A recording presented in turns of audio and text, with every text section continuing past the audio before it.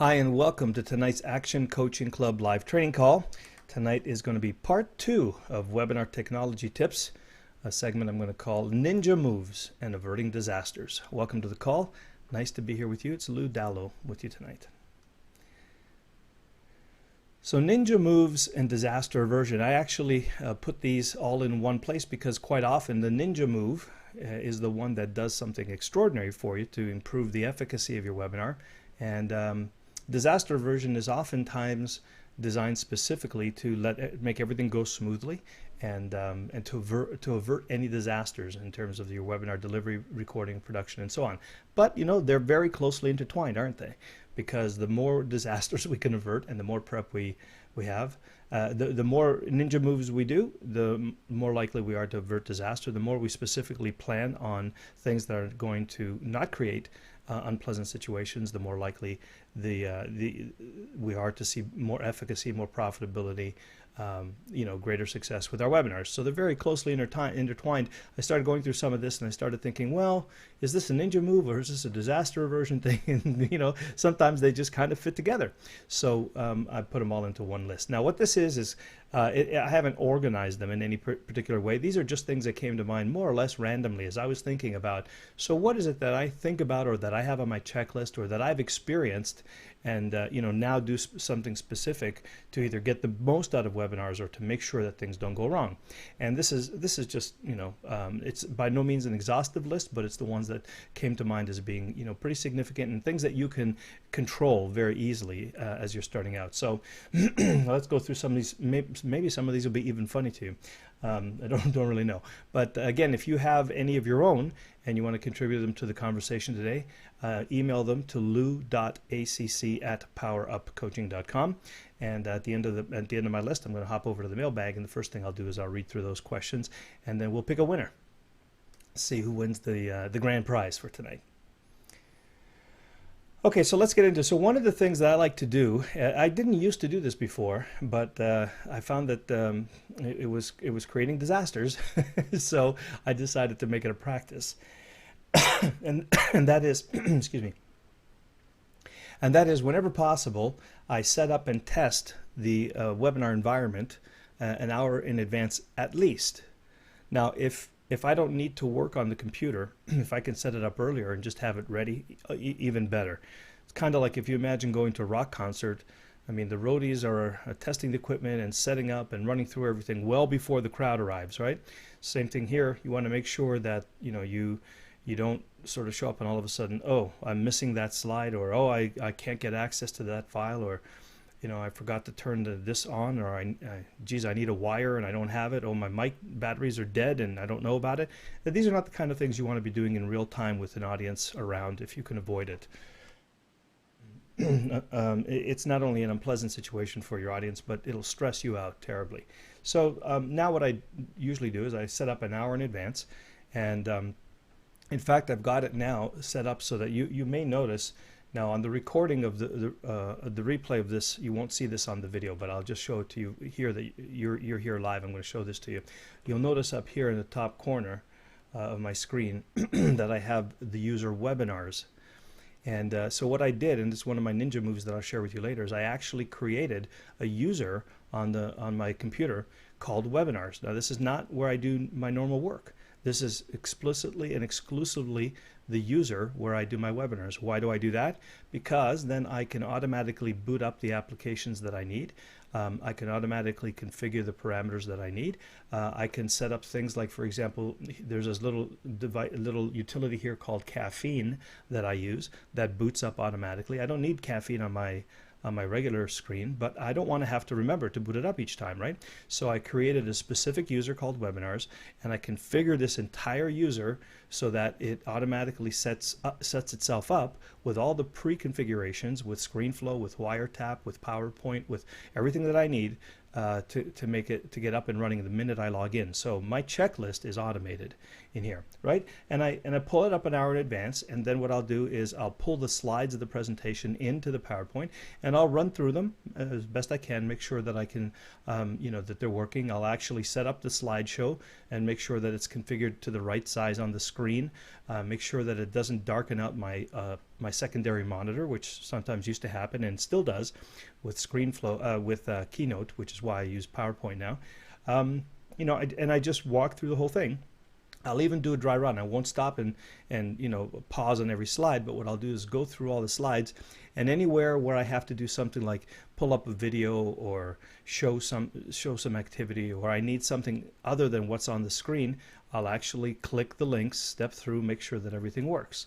Now, you know, sometimes for our group, for our calls here, you know, some of the things we do is very you know, fly by the seat of the pants. And I've told you in those cases, I just show up and I say, I've never tried this, I don't know how it's going to work, but we'll give it a go. Okay, that you don't want to do that any more than you have to, because it's, you know, unless you really are confident and you've done it a number of times, you know, when things go wrong, the last thing you want to do is freak out on the call. So normally what I'll do is go through everything in advance. Now, why did I start doing this at least an hour in advance? Because I found out that even the Mac will crash sometimes, and my internet connection will bomb sometimes, and earlier on I was using Parallels because I was running the webinar in a DOS shell, in a Windows shell on the Mac, and I would find that that would crash and restart, and it would, and, you know, it was really stressful because they would never be up and ready to go in time for the calls to start. And so normally I would, you know, start the whole process 15 minutes before. I decided that's too stressful. I'm going to put them up an hour before. So usually within half an hour before the call, the entire environment set up, all the files are ready. I've run through everything at least once, and of course, you know, for our calls, we do a lot of impromptu stuff, so things still will come up. But for your presentation calls, especially your sales calls and your interviews and things like that, you want to make sure that all the technology is up and running as quickly as possible. So, and this also, you know, what I would recommend in this case too, as you're doing this, is follow a checklist. You know, especially when you're first getting used to it. There are a lot of things that we're going to talk about today that you're going to want to check. You know, do you have your handsets? Are the volume knobs set up properly? Is the software running? Are your batteries working? Do you have a backup handset? All of these kinds of things you want to make sure that, especially when you're beginning, just write it down in a checklist. You know, I have a couple of notes here that it says turn off the, because where I am right now, if I have the bathroom fan on, or if I have the microwave fan on, or if I have the balcony door open, it'll create hum and buzz and noise background on the recording. Now, yes, I could go and edit it out later, but I don't really want to have to do that. I want to create the better recording. So my checklist says, you know, excuse me, microwave fan off, bathroom fan off, balcony door closed, heating, HVAC off. Right, like I literally turn off my heating, air conditioning, so that it doesn't have background noise. And you know, so for the most part now I remember all this because I just walk around in a circle and do it all, right? Because I've sort of gotten in the habit. But you know, I just kind of double check it, take a quick glance, because you know, I want to make sure that I'm doing the best that I can in the most specific way possible. So let me see, checklist. Yeah, so develop your own checklist, right, to suit your environment. For example, my checklist wouldn't really make any sense to you because the bathroom fan, the microwave fan, the balcony door, and the HVAC may not be relevant to your environment. So, so you're going to want to create one that's specific to you and to your environment so that you can consistently reproduce great results and quality recording each time. One thing that I like to do is use a landline phone connection and wired internet. Now I know that that's sometimes a little less convenient than to have a wireless headset and use your, you know, the wireless part, you know, your wireless computer or your laptop or whatever. But what I found is that sometimes, well, first of all, the wireless connection is slower, and so if I'm sending out a webinar, and you know, it's got a lot of moving, a lot of videos and a lot of action, or maybe I'm playing videos back or whatever it is. What I don't want the wireless connection to be a bottleneck, and the internet connection is always hardwired. I know I'm going to get, you know, 10 gig, whatever it is, 100 megabits per second out of it. but I know that on the wireless, it's probably half to a third of that effectively by the time it sort of all goes back and forth. Now, especially if you're in a household where kids are on the wireless as well and maybe using the internet connection, you may want to set this up and tell your family, hey, look, don't use the internet right now because I need it.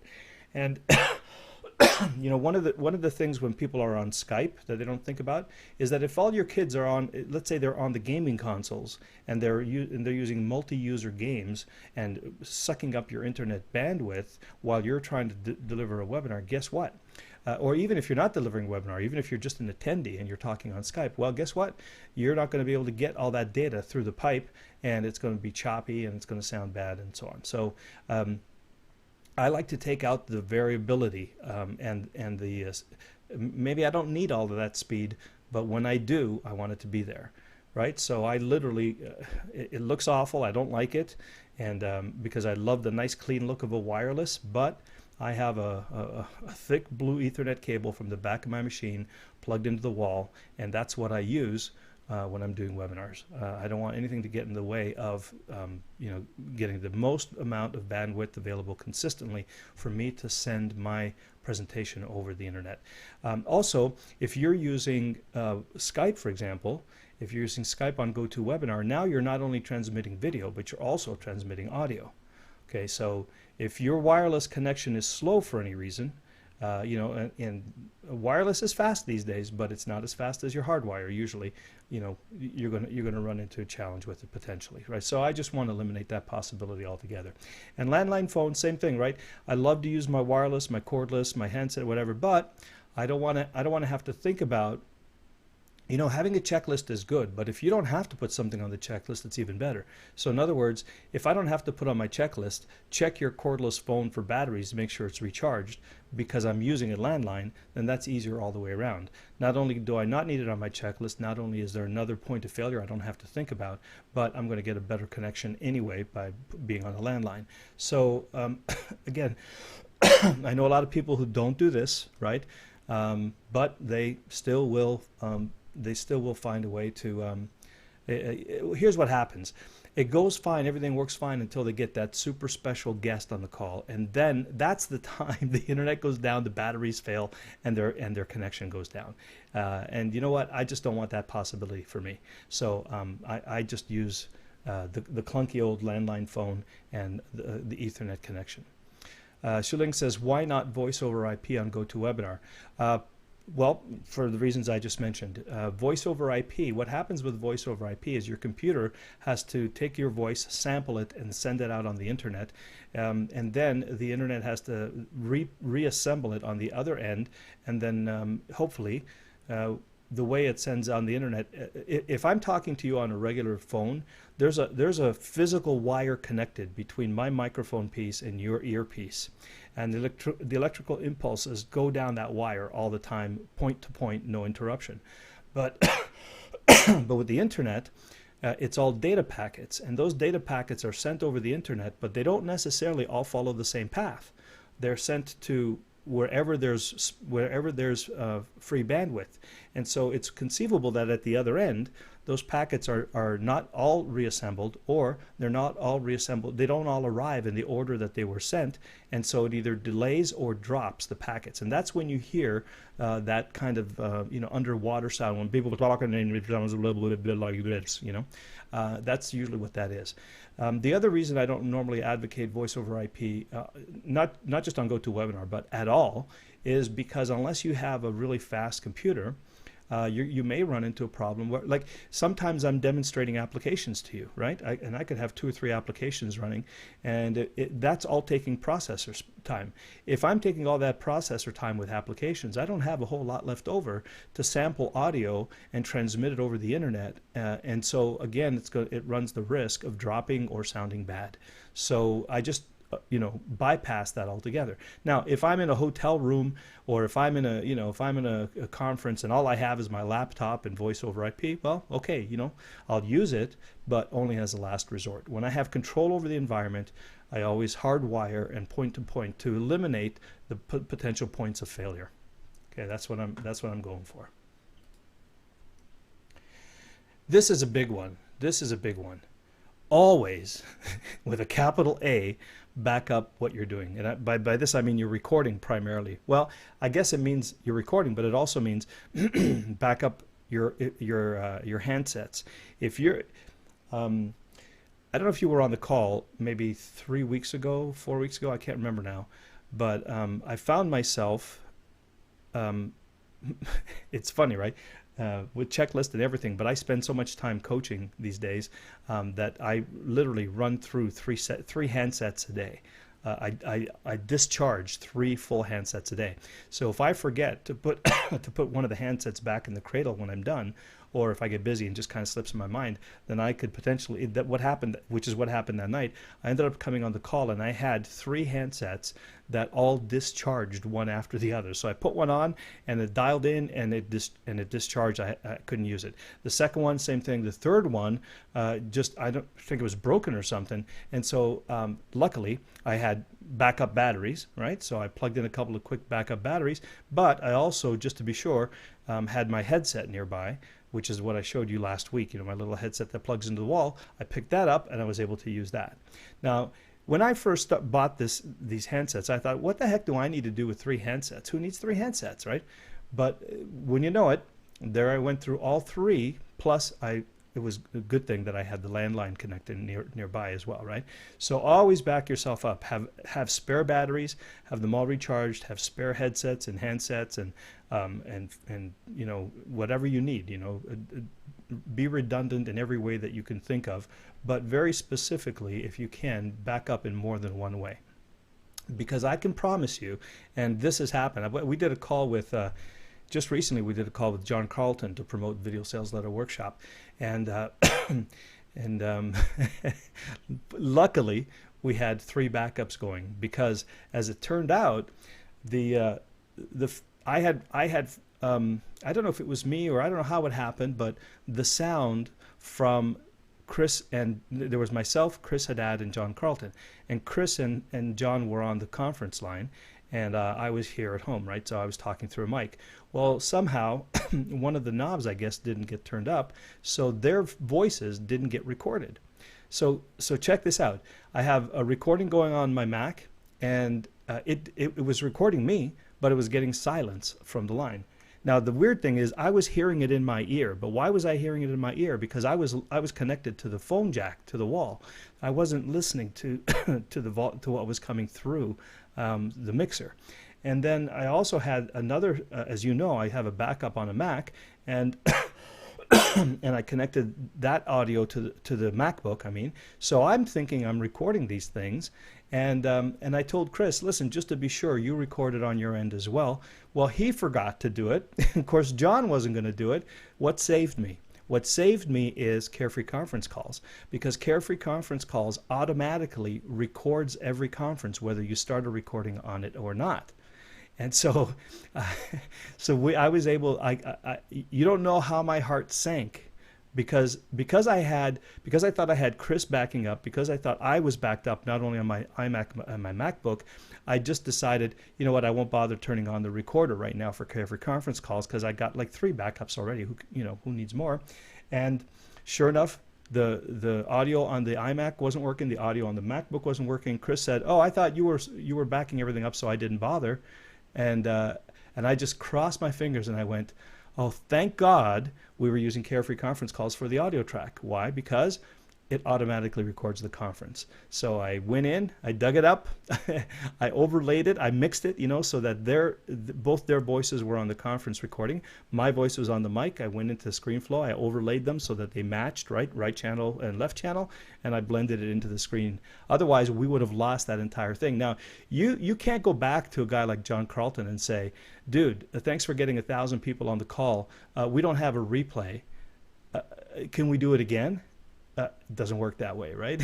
So I told Chris. I actually didn't tell Chris until we were into the Video Sales Letter Workshop, and we had a good laugh about that. But that would have been pretty embarrassing to have to go back to John and say, "Dude, really sorry."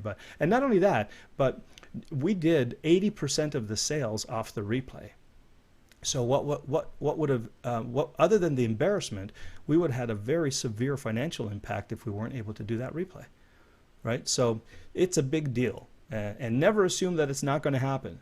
It does, and it happens at the time you least want it to. So please, always, always, always back up. I think I mentioned this. Have lots of spare parts, phones, batteries, and everything, and make sure they're charged as best you can. Now, sometimes, this is not a perfect thing. You don't want to obsess about this, but if you can get in a routine, make sure your batteries. By the way, if you're using wireless devices on your, on my iMac, I have a wireless mouse, I have a wireless trackpad, and a wireless keyboard. Well, guess what? They have batteries, and so I have 3 sets of spare batteries. So if one of them in the middle of the presentation, which has happened, you guys may not, you may not have been aware of it because I may not have mentioned it, but I could have been merrily going through my presentation, and then I get this little thing on the screen that says connection lost. Now you don't see it on your screen because it'll actually it does show up on your screen, so you may have seen it. And what does that mean? That means my mouse is no longer live, or my trackpad is no longer live, or my keypad, whatever the battery's worn out. So without panicking, I just casually reached over, I grabbed the other batteries, I flipped them around while I was continuing with the presentation, put them back together, everything was smooth. Okay, so put a little basket beside you and make sure that there's nothing in there, there's nothing in there except the things that are recharged. In other words, they don't go into that basket until and unless they're recharged, because you don't want to be in there saying, I have like 40 batteries in here, which ones are recharged and which ones are not.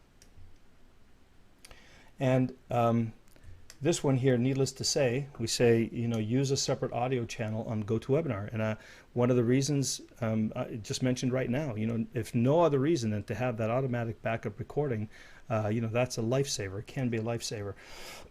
But also, if something happens, if you're on a laptop and your batteries die, right? Let's say the only way you could do it, you were in the middle of a hotel room and you had this conference call to dial into, you pulled up your laptop and you realized, oh my God, I got 20% battery, but what the heck, I'm going to dial in anyway. You start with the presentation and of course, sure enough, it drops halfway through. Well, what are you going to do if you're not on the conference call? You're dead in the water, right? So a separate audio channel, if anything happens to disrupt the webinar, no problem. You're talking to your audience. You just say, oh, you know what? Looks like I have a problem with my internet connection, or my laptop batteries gave out, or give me 1 second. What happened one time in the middle of one of my workshops, I had like 80 people on the phone, and I had hired a new assistant, and she hadn't quite figured out yet how to put the links into the GoToWebinar. So she had given them one GoToWebinar link and me another. So we were all on the webinar, except I was on one webinar, they were on another. Now, there's no way I would have been able to figure that out if I didn't have them on an audio channel on Carefree Conference Calls. So there I was, and I was saying, I opened the lines and I said, guys, I don't see you on, how come nobody's on the call? I know you're all here. I'm listening to you, we're talking. And they said, well, I don't know, and then one guy said, well, it was funny because when I signed in, it didn't say Video Sales Letter Workshop, it said Trusted Advisor Workshop. And I went, you got the wrong link. So I said, okay, well, hang in there. I'm going to go fix it. And then, and I just kept the lines open. I said, talk amongst yourselves if you want, or whatever, and I'll need 5 minutes. And then as I was doing in the background, I went to GoToWebinar control panel. I set up a new link. I put it in the members area, and I was telling them, okay, I'm just about ready. Okay, everybody refresh your pages. Now you should have a new link. And then I walked them through logging into the webinar and made sure that they were all on the right ones. And then I started to see them all popping into the conference room. Now, can you imagine if there was no separate audio channel? How in the world would I have done that? The best I could do is well, first of all, it would have, I would have had to diagnose what was going on to begin with, and I wouldn't have been able to on my own because I didn't quite get it. Secondly, the only other thing I could do is send out an email blast to everybody and hope that they actually went to their email to get the news. It would have been very stressful, right? So this separate audio channel is a little bit more cumbersome to use, but when you need it and it's there, it's incredibly valuable. If nothing goes, people say, well, yeah, but I have GoToWebinar, it's all built in and everything. And it's true. However, as long as nothing goes wrong, then it's great, right? For me, this is just insurance. It's disaster aversion. That's all it is.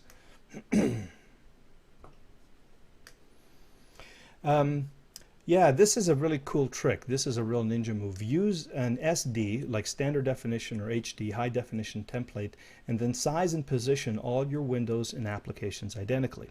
Now, what does that mean? That means, for example, let me just see, I think I have this up. Okay, so so I went into an image editor and I created a blank image that you're looking at now, and the white space on this image, okay, not the bar, but just the white space is 1280 by 720. Now 1280 by 720 is HD, right? It's 16 by 9 aspect ratio, which is what everybody's tending to use these days. And and 1280 by 720 is the resolution that I want to save my master recordings in. Um, and ideally what I'd like to do is I would like to not have to stretch or compress or pan and zoom or whatever. Um, but if I had you know, different, like let's just say I had my PowerPoint slide, this part of the screen, and this is going to look really weird because I'm not going to actually change it on the editor. And then I had, you know, this thing here, and let's say this was a whole different size. And I've seen people do webinars like this, right? And they say, oh, I'll fix it later in you know, well, it's no problem. I'll just fix it later in ScreenFlow. And so let me just see if I can pick this corner up here. Okay.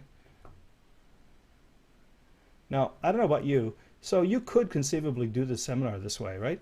But then, first of all, what has to happen is you've got to go back into your editor, and you've got to, your editing takes forever because you're panning and zooming, and you have to go through the entire presentation, you know, almost frame by frame. And then if anything moves, you have to then crop and paste and pan and zoom and all the rest of it.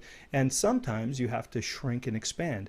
Well, all that affects the quality of the resolution. Ideally, you want not to have to stretch or pan or shrink anything. You want to just produce it in the size that you recorded it. That gives you the highest fidelity.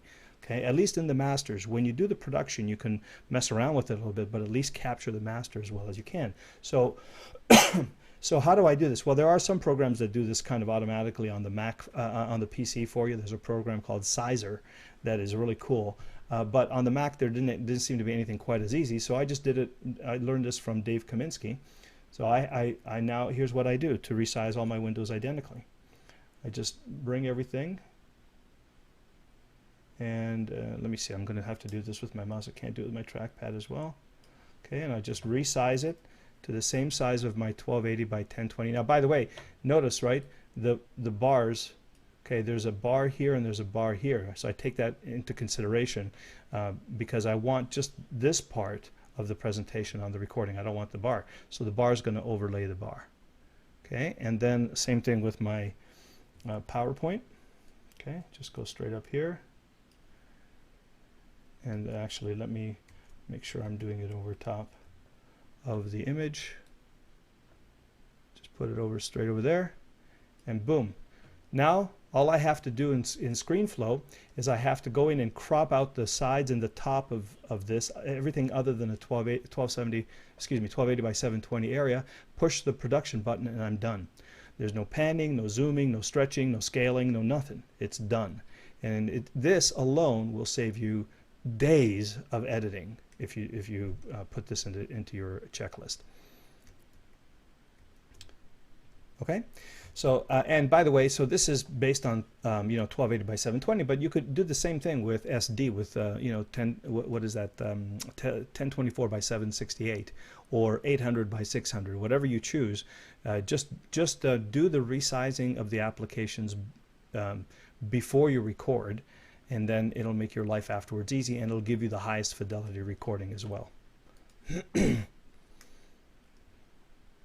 Okay, this one we talked about a little bit last week. Broadcast on one monitor if you can. Now, by the way, if you're on a PC, GoToWebinar works better on a PC than it does on the Mac. So you're going to be able to select the application window that's being broadcast out to the world. So you can have a lot of things going on your screen and only select one application, and that's the only thing your users see. You can't do that on the Mac. On the Mac, it just broadcasts the entire screen. And so there's no easier way that I found to actually be able to you know, have what I need to run the webinar. Like I'm looking at a Carefree Conference panel. I'm looking at the GoToWebinar panel. I'm looking at my recording buttons. I've got a whole bunch of things going on here. I'm looking at your Q&A. That's all happening on on one monitor, and all you're seeing is what's happening on this monitor, i.e. the slideshow. there are other ways you could do it, and whatever. Like you could use spaces and expose, and there's a lot of things that you can edit out later, but nothing is as easy as just having it on its own monitor. Now this extra monitor cost me, like, I think it was $180, right? So one-time cost $180, and it was top of the line. Nowadays you can get a monitor for $99. You don't even need this. I like to pay a little extra because I want the resolution to be good, so that the recording is better, right? I just kind of feel like if the display is better, the recording comes out better. But even then, like, $180 is a fantastic productivity tool, and you'll find that you'll use this even just in your regular workflow. It'll just make you more productive all around. If you have like your email and your your other, you have your the administrative part of your work on one window, and you have what you're working on another monitor. It's, you don't have all of these windows open and distracting you. You only have the windows in front of you that you need to see to work on. So it'll actually make you even more productive that way. But for webinars, it's particularly the easiest way that I found to do this. And you could do this with a laptop too. You just kind of plug it in to the back of your laptop, and then you'll have two monitors, the one on your laptop and the one externally. And Shulin says, what monitor did I buy for $180? I just went to the Dell website. It's a PC monitor. You can go to whatever, I don't know where you live, but any electronics store these days you can get a pretty decent monitor for $180. This one I happened to buy a Dell. I don't know what model number it is. They just happen to have some sale going on at the end of the year, so I just bought the best monitor with the biggest discount that I could find. I didn't do any real homework for it or anything like that. Okay, as I mentioned, if you're a Windows user, then you could just say, I want to broadcast my, my Firefox browser, or I want to broadcast my PowerPoint presentation, right? So you have a little bit more control on your screen. But I still, now that I've started using two monitors, I still like it better. It can be done this way with Windows, but I still like it better with two monitors.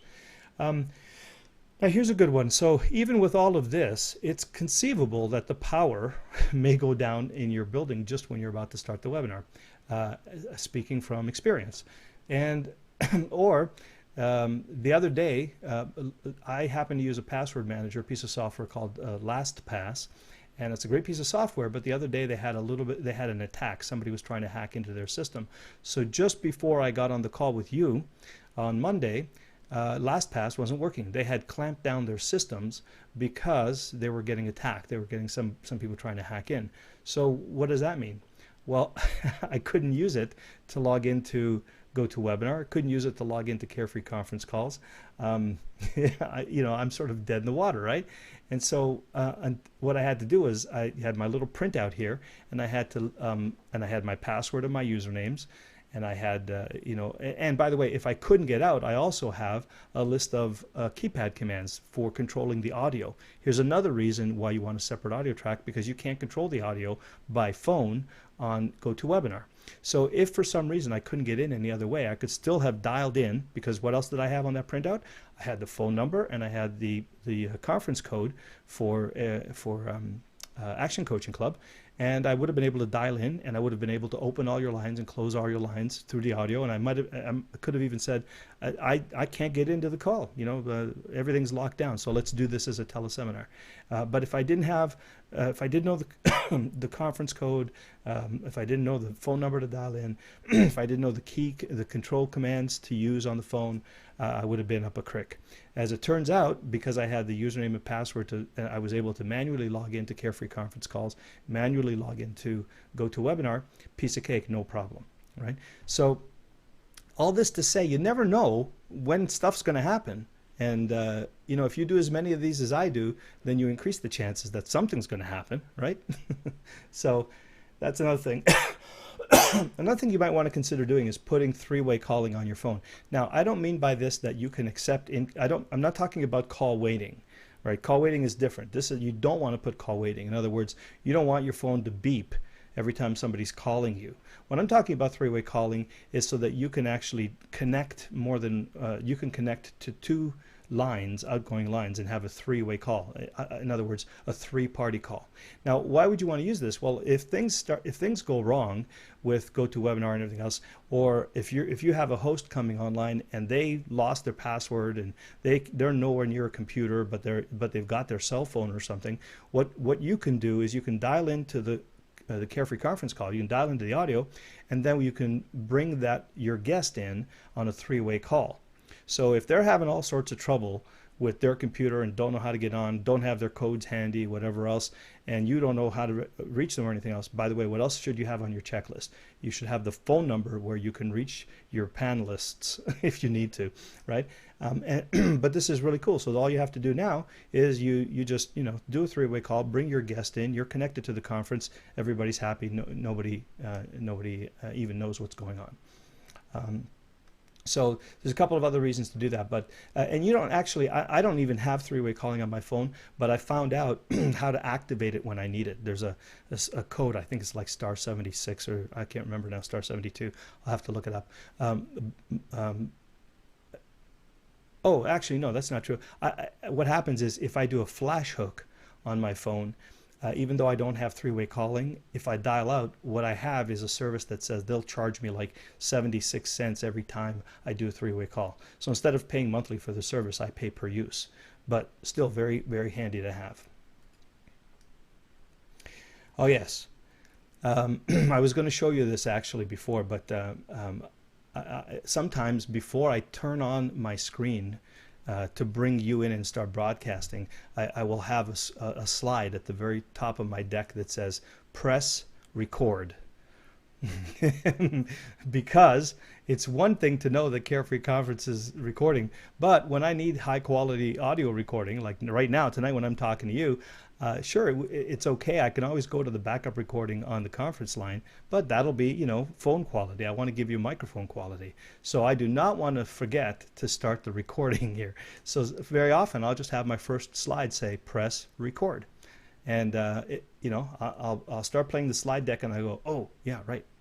And I'll turn on all the recorders, and then I'll move to the title slide, and then I'll turn on the webinar. Okay, so this is a really cool thing. The other thing I like doing nowadays, as you will have noticed, is I like to do a sound check. And the reason I particularly like to do this now, I didn't do it as much before, but you saw last week how I'm configured here. I've got a mixer, I've got the broadcast host, and I've got Carefree conference calls going on here. So any one of those I could have either intentionally or inadvertently turned down the volume on my microphone along the way, or maybe somebody was visiting, they came in and inadvertently rolled it, or whatever. Any reason it could happen for any reason. It could also happen when I first come on the call, I put you all on hold, right? And so you will hear music, something that if I put you on hold now, you'll know, right? If you're not on hold, then you'll hear just silence. But if I put you all on hold, and especially if I want to talk to a co-panelist or a co-host, I'll put everybody on hold so that we can say, okay, are you ready? And do you have any last minute things? And let's just review the agenda real quick or whatever else. The last thing I want to do is forget to take you off hold.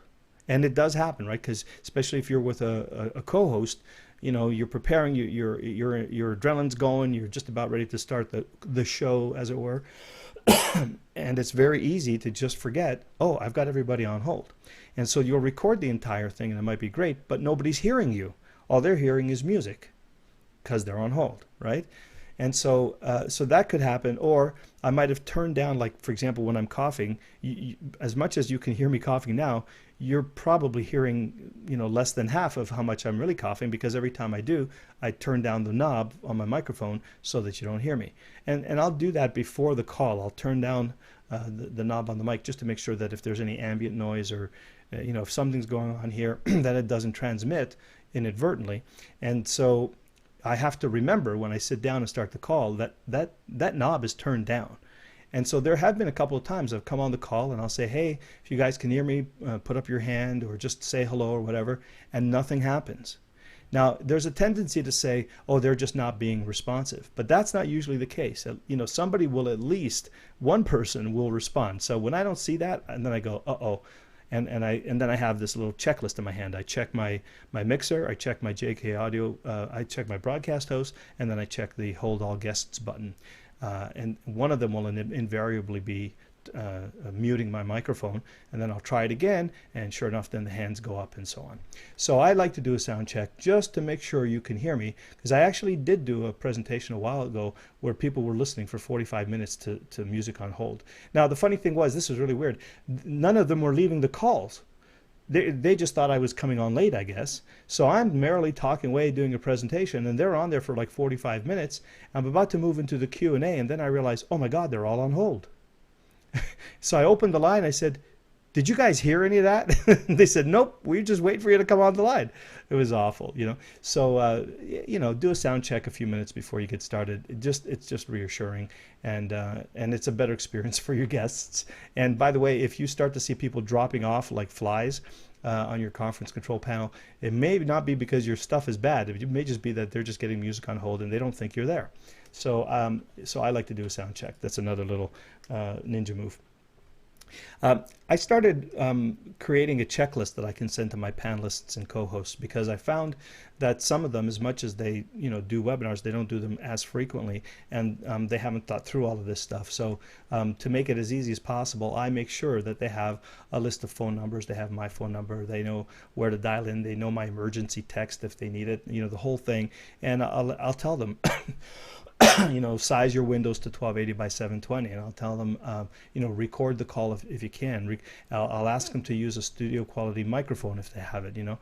So I'll go through that whole checklist. Some of them can do it all, some of them can't, but at least the ones that can are aware of what I can do, what I need them to do. Because sometimes, like when I give control of the presentation to them, it's really it's a pain in the butt afterwards to edit if they haven't done what I just showed you, right? To put all of the screens together, especially then if I'm recording in 1280 and they're presenting in 1024 by 768 or 800 by 600 or whatever. It's a lot of work after the fact for either me to edit, or I end up paying somebody 3 or 4 times as much to do the same amount of work. So I like to have a checklist, and I usually go through it with the panelists in advance. Another thing that I like to do nowadays is, if I have a co-host or a panelist, I make them organizers. Now in GoToWebinar, that means the organizer has control over the administration of the webinar. And I do this because in the event that my internet goes down, or my computer shuts off, or reboots, or crashes, or whatever, that they can still see all the Q&A. They can still control the presentation. They can still do all the administration. So it's like a backup organizer. So most people don't do this. The only person who's the webinar, the organizer usually is the person who's holding the event. But I will make I will make everybody else who's a co-host or co-panelist with me. Usually I'll make them an organizer as well. In fact, I don't know if I've been starting to do that with June. I probably should do that with you too, June. I just kind of assumed you dialed in under the organizer control panel, the organizer login, but maybe not. So that's another thing we should be able to do. Okay, I talked about creating a user profile. Whether you're on a Mac or a PC, you can log in as a different user. And in my case, the user is webinars. And then that environment will be all set up for you to use exactly the way you like your webinars to be. I mentioned this ideally an hour beforehand, walk through everything. I like to say practice like you perform. I learned this when I was playing in a band, that we used to sometimes practice in a kind of lackadaisical way. We would say, yeah, I know this chord, I know this stretch. Yeah, here's where I'm going to sing, and here's where I'm going to... And it's not the same as actually performing, because once you're on stage, what you find yourself doing is you will perform the way you practiced. And so... And so when you're practicing, or when you're doing walkthroughs or whatever else, as much as possible, practice it like there's an audience, and practice all the clicks, all of the videos, all of the file things, accesses you're going to do, all of the web accesses you're going to do, all the demonstrations you're going to do, like walk through them so that you know exactly how it's going to show up live. Okay, so practice like you want to perform, because you will end up performing the way you practiced. I always like to remind you to speak in the first and second person. So I don't know if you've noticed this, but sometimes I'll be watching like a sales video letter or something, or it's a webinar replay, and I'm going along very nicely into the webinar, and all of a sudden I'll hear, yeah, you guys, I'm doing this for you guys because I know that you guys all like to do this. boom, it jars me right out of that experience. It suddenly makes me realize it's totally disconnects me and instantly disconnects me. And then whatever connection and rapport I had, whatever sense of, hey, it's just me that he's talking to or she's talking to, it's gone, right? So especially if you're doing presentations for, sales presentations and influence presentations, you want to create the impression that you're talking directly to that one person who's on the other end, because from their world, doesn't matter if there's 1,000 other people on the call. Their world is just them and you. And so, if you start talking about you guys or all of you, it really, it detracts from the experience. And I'm going to predict that now that I've said this to you, when you go and listen to your next webinar replay or sales letter that does this, you're going to feel the jar in your body. I mean, I physically feel it. And so, maybe I'm a little hypersensitive to it, but I want to suggest that your audience will actually be sensitive to it as well, and encourage you to talk in me and you, first and second person, right? As though you were only talking to one person, because really you are. You're not talking to 1,000 people. You're talking to one person 1,000 different times. Okay. So make it personal, yeah, and then put your webinars. Now this is a real ninja move. Now I was a few minutes late tonight because at the very last minute, just before I was about to log in, I checked something in my email and I went, "Oh my gosh, I didn't realize this had happened." And so what I did was I did a couple of quick screenshots that I had from before, and I put them together into the presentation for you today. I'm going to show you something that I think will really blow your socks off. I talked about this, and I actually promoted this with Ryan Lee last week, I guess.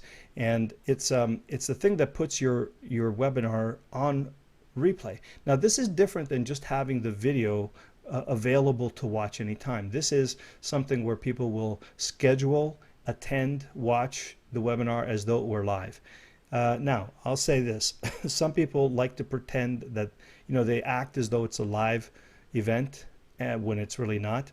I don't recommend you do that. I think that's really hokey. And the minute that people realize that you pretended that it was a live event when it's not, they're not going to trust anything else you say. So I usually position it as a live replay, or the replay of this call will be available starting at 3 p.m. or whatever else. Now I want them to know that it's quote unquote live, and what's live about it is that it's playing at that specific time. It's in real time. It's live only during that time, right? It's not like they can go watch it any time, but I don't tell them it's a live event. I tell them it's a live replay. And so I just kind of feel better about that. I want to be congruent with the people that I serve, right? So if you want to check it out, if you haven't already, this is my affiliate link to Ryan's to the replay, the live replay that I did with Ryan maybe last Thursday or something. I can't remember. The doors seem to still be open to his launch. I thought they were closed, and then I realized that they weren't, and I'll tell you why that's important in a second. So this basically means you still have access to the program if you want to jump in. So here, what you're going to find is that I threw in a couple of bonuses for people who do invest in the program, and I think you're really going to like them. So I encourage you, if you haven't already, go watch this process. And in fact, you can watch the webinar and you can learn a lot from it, and I encourage you to consider investing in it. But more importantly, watch the whole process, how it works, because I'd like for you at some point when you're doing your webinars and you've got one that converts well, I'd like for you to actually use a system like this, if not this one, a system like this. Think about the strategy here, or the tactic. Don't worry about the tool so much. I mean, this is the tool I happen to use right now and recommend, but pick your favorite. It doesn't really matter. But the point is you'll want to do live replay, autopilot webinars as much as possible. And I'll show you, and here's why. So I decided to put this to the test a little bit, right? And what I did was I recorded the live webinar with Ryan. I wish I could remember what day it was. It might have been last Tuesday, actually. Anyway, whatever. Well, we recorded it live. Okay, so it was a real live webinar, and then we invited some people to invest in the program and so on. And we got a pretty decent response. And then I thought, well, you know what? What I want to do with this is I want to test it and see how it works. I want to actually use the system and see how it works. I think it's going to work, right? And I think it makes a whole lot of sense, but let me just try it. So I took the replay of the call and I put it into the system called Presentation Domination. Ryan calls the system Presentation Domination. And then I just ran a couple of Facebook ads. I spent $25 a day. I just wanted to play around and test. So I spent like 10, 15 minutes putting up a couple of Facebook ads and then just forgot about it. So then it turns out I get this thing, I get this thing in the email. It turns out I'm their #1 affiliate. And I said, huh? How did I get to be? I didn't even know there was an affiliate contest going on. And now I'm not #1 anymore because I didn't really do anything. I just kind of ran that one event and a couple of Facebook ads. I had a lot of other things going on. I just wanted to test it. And now I'm still their second or third affiliate, I guess. I don't know. But that's not the important part. The important part is that it gets results. So here's the campaign. I just went in today and took a snapshot of it so you could see. So here's what happened. So on Friday, so we did the webinar on Tuesday, and then by Thursday I think I had the replay up, and then I thought, I'm going to put it into the Presentation Domination system, and I got a little bit of traffic to it, and then I thought that the event was over, so I actually stopped Monday. I stopped running the ad. As you can see, it stopped, and then I realized, oh, it's still going on. So I ran it for a couple more days, and I just, I looked at this and I said, okay, well, there's like 39 clicks. Well, that's not a lot of clicks, really. I guess the ad's not performing that well. It's getting a fairly low click-through rate, 0.01, 0.08. I said, it's probably not that great, but okay, at least I drove some traffic to it. Well, then I went and looked at my affiliate stats. Turns out it's generated 5 sales. Now, I don't know. Now, you do the math. Okay, let's look at the math. 39 clicks to the webinar registration page. It cost me $113, let's say 114. Okay, $113.93 to be precise. I got 5 people signing up to the monthly subscription program. That's a 12.8% conversion. This is from cold traffic. This is not from anybody on my list. This is cold traffic. Now, on average, some people took the 147 package, some people took the 247 package, some people upgraded their package. So I figured out on average it was about $197 per month per person. So far, just on this kind of experiment, I created a $985 a month income stream. Okay, now I have to pay for the Presentation Domination system, but I've only spent $113 in advertising. So I'm assuming if I spend another another $113 or $14, I'll have 10 subscriptions, and then I'll have a $2,000 a month income stream. Well, actually, no, I'll get my affiliate commission. So that's actually the gross sale. That's not my affiliate commission. So I may get half of that. Okay, but still, it's generating sales of almost $2,000 minus the cost of Presentation Domination. Now, what did I do to earn this money? Well, I recorded the call, which I was going to do anyway, and I made sales to my list on that, and then I just put it online, and I ran an ad. I mean, I literally took 10 minutes to create the ad. So, quote unquote, that's 0 time on my part because I was going to do the webinar anyway to help Ryan promote it. It took 10 minutes to run the ads, and then all I had to do was remember to, when the ads stopped running, to just turn them on again to let them run a little bit more. But this is not a bad test, and guess what? I'm going to keep those ads running because if I could get this up to $5,000 or $6,000 a month, I'd be very happy spending $1,000 in advertising to do that, right? So this is the power. And again, so what's happening here is that people are going from the Facebook ad and they're landing on the let me get to the page. I'll actually show you the link. Lou recommends .com/PDS. Okay, so they're landing on the autopilot replay page. Oops, no, that's not it. Sorry. Let me stop that. That's actually the sales letter. Okay, what I want to do is take you to powerupcoaching.com/webinars/presentation domination. Okay, so this is what the Facebook ad goes to, right? This is Ryan's system, actually, the Presentation Domination system. And I mean, it took me like, I don't know, 15-20 minutes to put this together, and then to upload the replay. And so people come from the Facebook ad, they register for a time for the replay, they've registered, and then they're given a link that at that time they go and they watch the replay.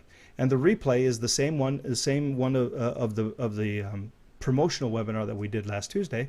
And so they sit there for 90 minutes because they don't see the promotion for the system until about an hour into the call, and they sit through. And by the way, there's a little question box as they're watching, and I'm getting questions in my email all day long for people who think that they're on live. I don't know, I guess they still think they're on live, but that's it. That's the whole system. You know, they come in here, they say, yep, I think I'm going to watch this on Tuesday. And what happens is they will actually be enrolled into my Aweber list, and then they're going to get a series of emails. Either I think they'll get I set it up so Presentation Domination sends out reminders, and then they'll attend the call, and they'll decide whether or not they want to buy, and off they go. So I've built my list. I've delivered the webinar without being there, and I've generated so far $1,000 in gross sales monthly on the strength of 39 clicks. Pretty amazing, right? So so that's what I would like to see you do. When you do your webinar a few times and it starts to really starts to work, right? So that every time you get 100 people on the call, 10 of them sign up for your program. That's the one you then want to turn into an automated webinar and start driving some traffic to. Because if you can spend $100 and generate 1,000, you can do that all day long. You can afford to do that till the cows come home. Okay. Now, I'm not saying every campaign is going to work like this. I don't even know if after I generate 1,000 visitors that I'm still going to see the same percentages. I don't know. These are very small numbers to base on. But you know, the trend looks pretty good, doesn't it? So I would be willing, after this experiment, I would be willing to invest a little bit more and try to get this working. And here's the thing. You have to remember that this happens to be a recurring program. So if you are promoting a recurring program, whether it's yours or anybody else's, you know, a one-time cost of $100 to generate $100 a month is well worth it. I mean, you could do that all day long. You just have to make sure that you're using a webinar that actually does convert before you start paying for a lot of traffic. Okay, good. So that's about as far as I want to go with that, just as a way to encourage you to consider using this in your marketing. So let's before we go into questions, let's look at the mailbag, because I want to. There were a couple of tips that came in that I think I want to review. Let's see if there's anything in the inbox. Nothing there.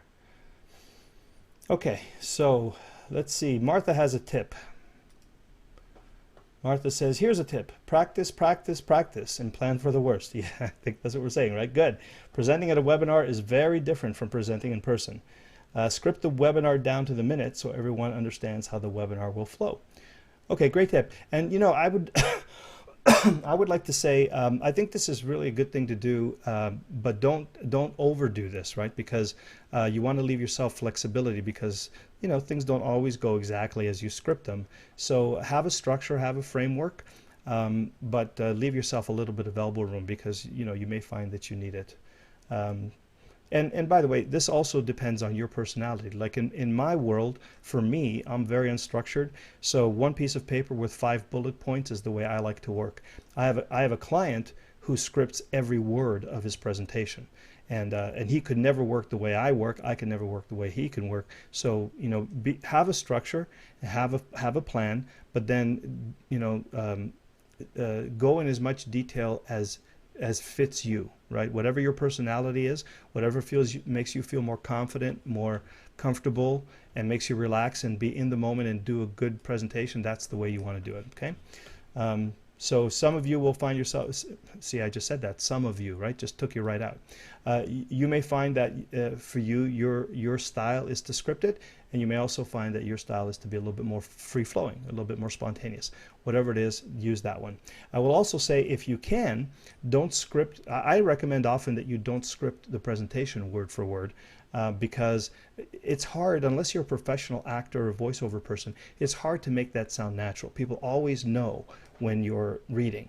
And so I encourage you to have as detailed an outline as you want, but to speak extemporaneously, speak impromptu, and then that will show more of who you are. You'll come across more authentically, because I don't know if you noticed, but it's like when I talk versus when I write, it's completely different. The voice is much more formal when I write, unless I intentionally stop myself, because my training is to write formally, right?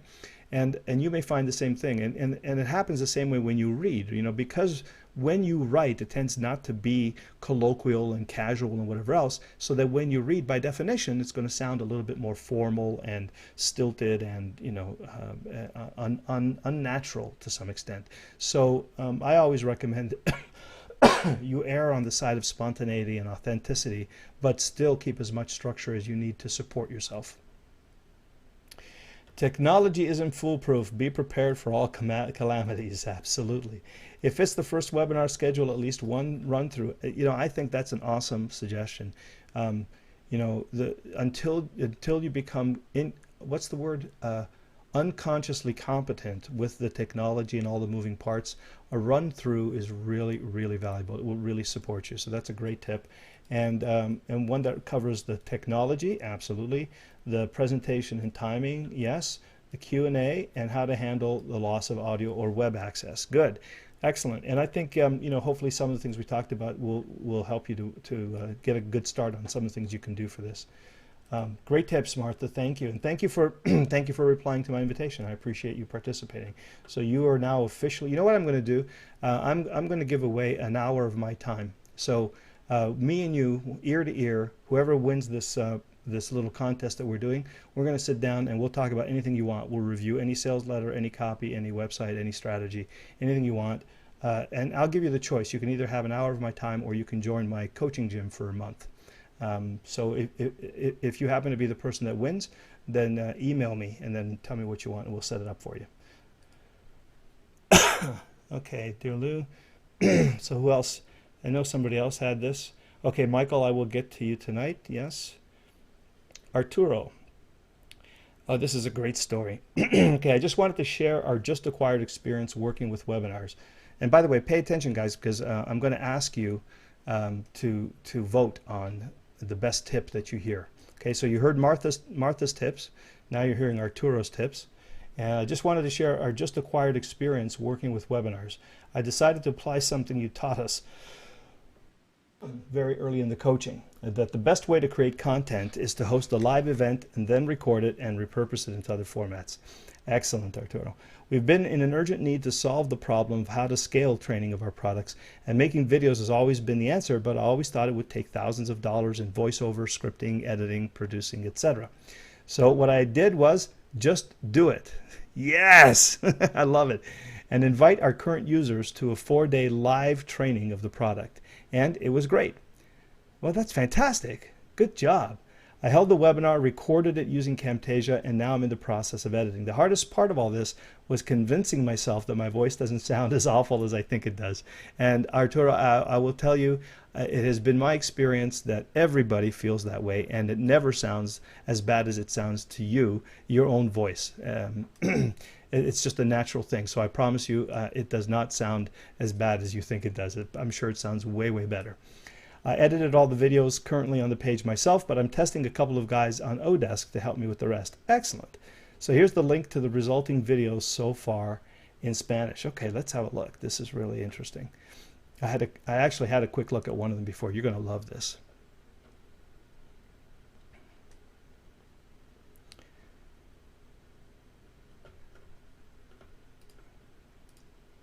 Come on up. There we go. Okay, so here is Arturo's page. And is this a video?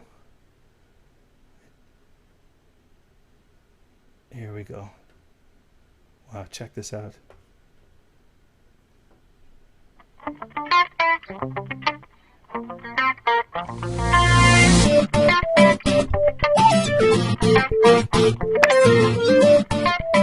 Muy buenos días a todos.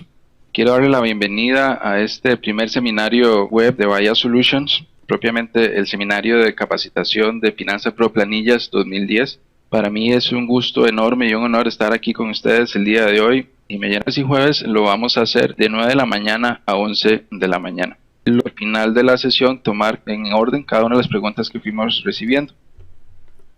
What a phenomenal job! This is outrageous.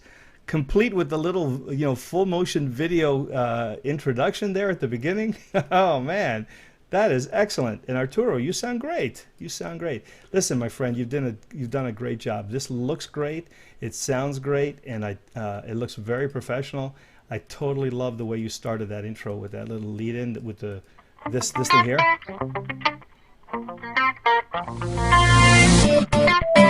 Man, that's awesome. You did an awesome job. And that's your webinar presentation, hey?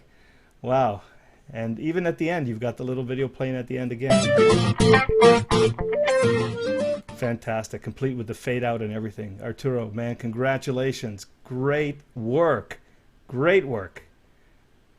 And this looks like it's on your free blog, which is great, right? Because this is all going to be your promotional stuff that you can produce and repurpose and everything else. And the good news is you can follow exactly the same process to create your final product, like your paid membership only product. So, man, you've got it down perfectly. That's awesome. Congratulations.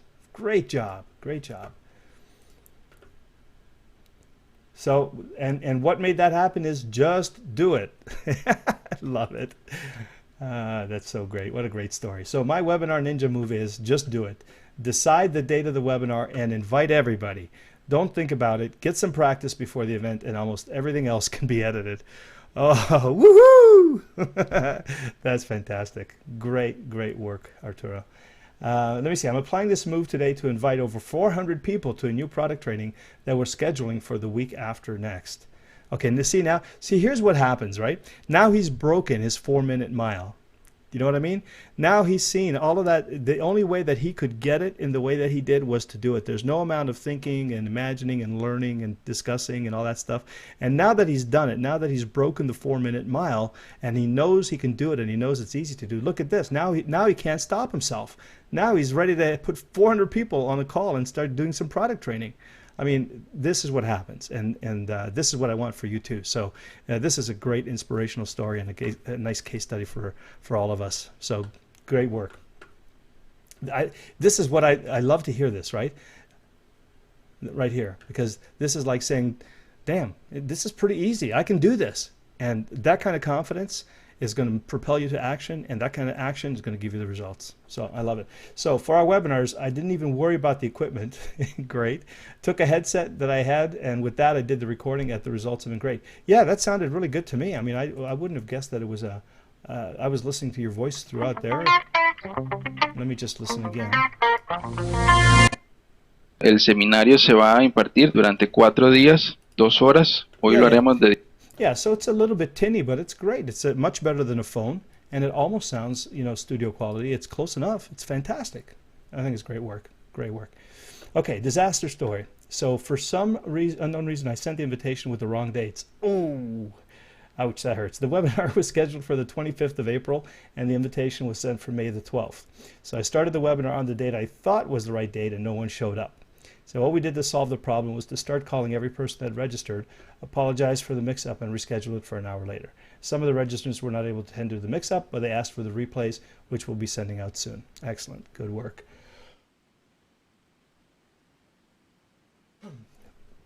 And sometimes even with all the checklists in the world, this can happen because as you're working quickly or something, especially when you're working off of templates. By the way, here's a really good tip. When you're working off templates, don't put dates in the templates because you think you're going to remember to go change them later.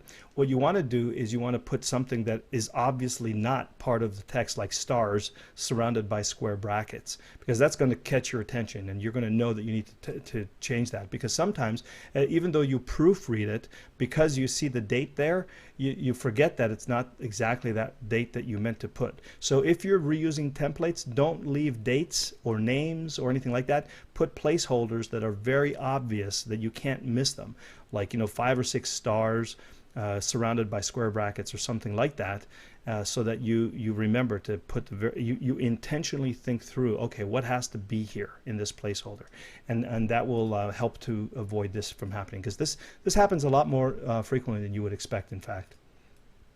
Okay, but that's fantastic. So great ninja move, great success story, and a great disaster story. I love it.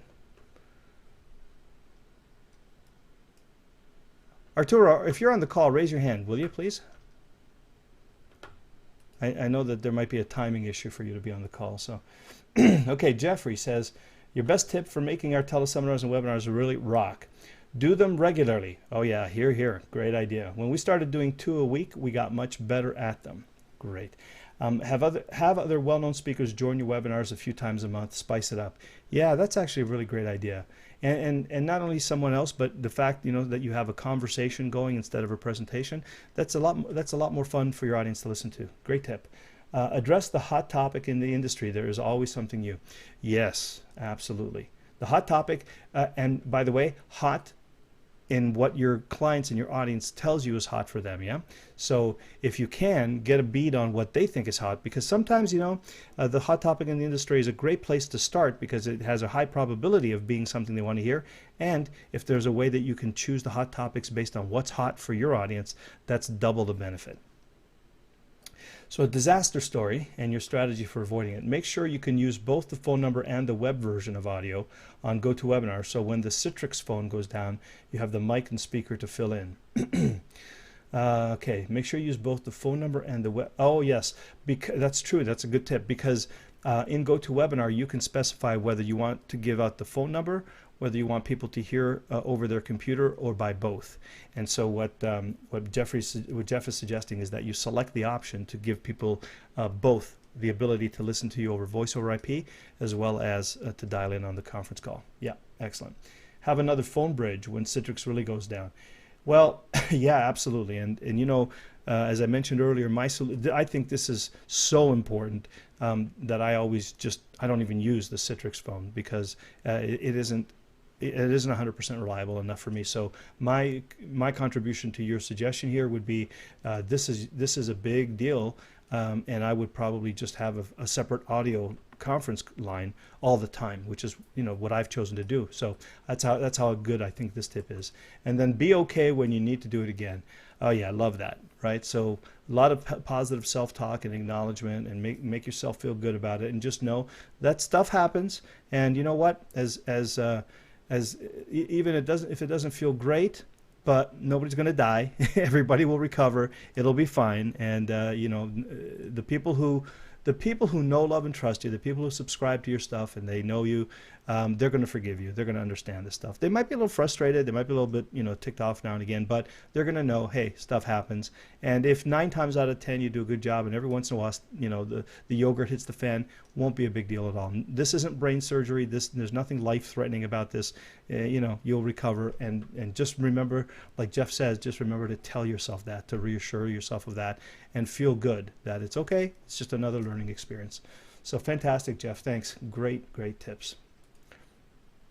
Okay, let me see. I think that was it. And then there's just questions. Okay, good. So let's do this, you guys. So what I'd like to do is ask you to vote on who wins the coaching session with me. Okay, so who gave you the best tip, the best ninja move, or the best disaster aversion story? Was it Martha? Okay, you can have a quick look here on screen to remember what Martha suggested. Practice, and do at least a run-through, one solid run-through. The second one was Arturo, who says just do it, and who's had some great success and has this little disaster story about the wrong dates. And then the third one was Jeff, who gave you some great tips for ninja moves and some great ideas for averting disaster. So what I'd like you to do is just type in the control panel, the GoToWebinar control panel, the name of the person who should win the prize tonight.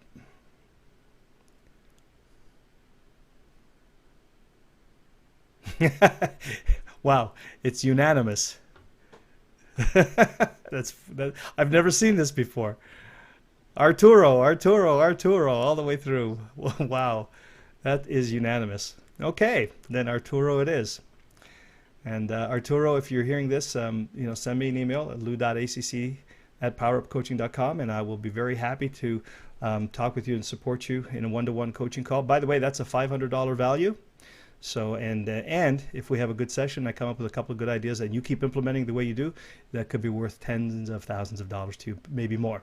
So let's make great use of that. And alternatively, if you prefer, you can join my coaching group for a month, and that way you'll get access to me twice a week, Wednesday morning, Friday afternoons, 90 minutes each time through a group coaching format for an entire month. So that's 8 calls, 90 minutes each. That group coaching, there'll be other people on the call, of course, and that group coaching is a value of $297. So your choice. You can pick whichever one supports you best, and I'd be very happy to help you get even more progress than you're making already. Shuling says, this guy is an inspiration. Yeah. Arturo said, oh, Arturo, you're on the line. It says, wow, thanks to oh, is that you? Maybe that's you with your hand up. Arturo, is that you? Can you hear me, Luke? I can. There you are. Hey, man, great job. Thank you. That's outrageous. That's a great story. Listen, I have never seen this. We had 100% of the people vote for you. So you really inspired people. Great work. That's good to know. Yeah. I really appreciate it to everybody. Yeah. You're welcome. Thanks for sending that in. And actually, why don't we do this? Everybody's on the call. Why don't we just give Arturo a big round of applause? Let me open up the line. And on 1, 2, 3. Let's give him a big round of applause. Woo-hoo! Good job. Yeah. There you go. All right, Arturo. So please send me an email, Arturo, and we'll set up a time and let me know whether you'd like to be in the group or you'd like to do the one-on-one call. Okay, great. Looking forward to that. Thank Beautiful. you, Luke. Me too. Congratulations. Okay, we are motoring right along now. Wow, 9:23. Okay, let's get back to ACC. I think I have a couple of questions from people who have been anxiously awaiting. And let me see if I can find out who it is. I think that's Michael. Okay. So let's move into phase 3 of tonight's call. So we've got a couple of questions. I'm going to try to do as many questions as we can. And then whatever we don't get through tonight, we'll pick up on next Thursday's call. So Michael, you are on the call. I'm pretty sure I saw you say hi earlier. Could you please raise your hand? And let's have a quick chat about your question.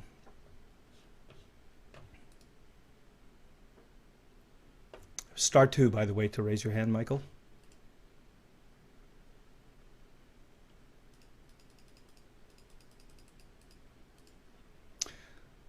Okay. I wonder if you went off the line.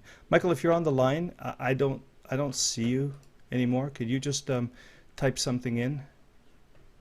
You are here. Okay. What's your area code, or are you dialing in from Skype? Because I don't actually see your hand up.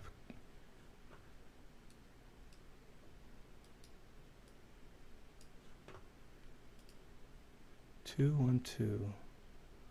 There you are. Okay, good. Hi, Michael. Welcome to the call. Hey. Hey, good to have you here.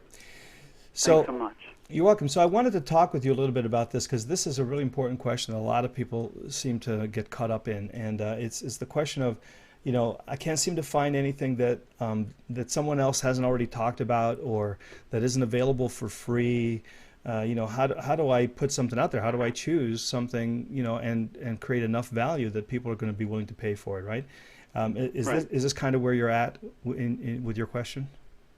Well, as I wrote, organic food, you know, there's so much information on the internet for free. So what can you sell that people don't just get for free? I mean, information about organic food.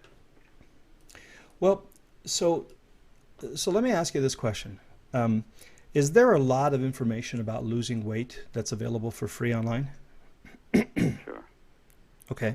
And have you ever paid for any weight loss or nutrition or other kind of book? No.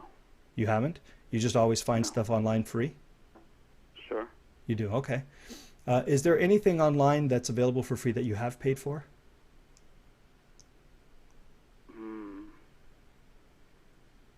No. No?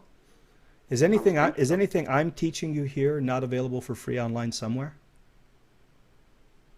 Anything that you're not teaching? Yeah, is there anything that I'm teaching? Is there? Yeah, wrong question. Is what I'm teaching you not available in some form or another online? I don't think what you're teaching is available. It may be in a different form. Exactly. Bingo. Ding, ding, ding, ding, ding. You won. That's the answer, right? What I'm teaching you are basic business marketing principles that if you look carefully, the underlying part of it is pretty much what most people who are any good at what they do will teach you.